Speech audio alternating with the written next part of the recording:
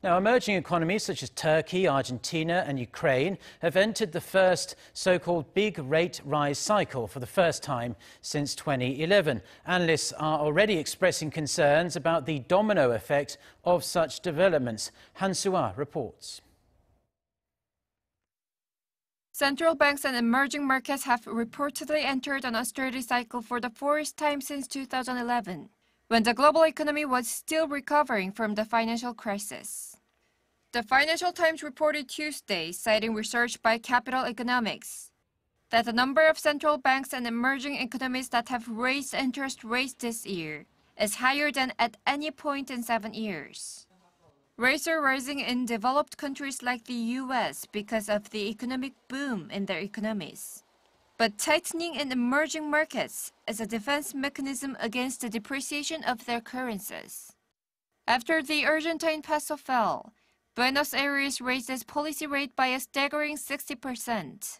Turkey also raised its key rate this year by 10 percentage points to 70.75% to try and stop the depreciation of the lira. It's a similar story in Ukraine, India, Indonesia, the Philippines, and the Czech Republic.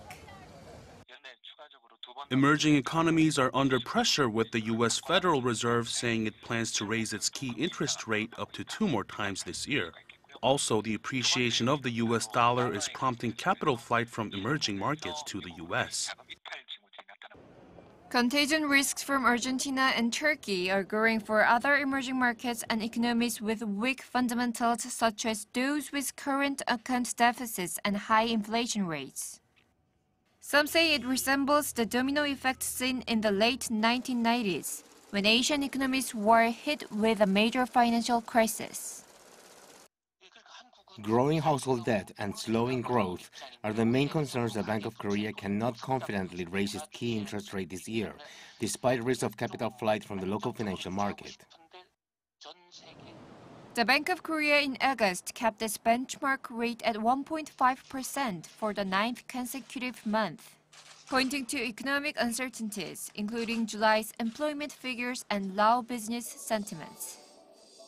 A rate increase by the Bank of Korea could also further burden households repaying debts, currently estimated at around $1.4 trillion, which would put a strain on consumption when their disposable income declines. Han Soo-ah, Arirang News.